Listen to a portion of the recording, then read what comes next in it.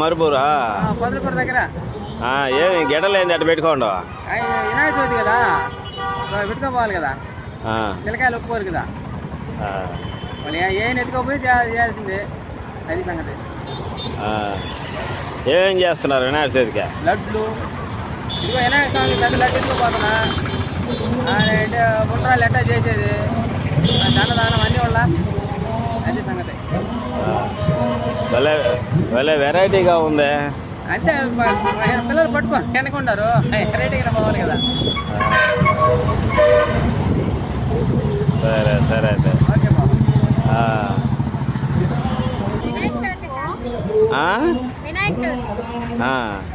వినాయక చవితికి ఏమేమి పెడుతున్నారా?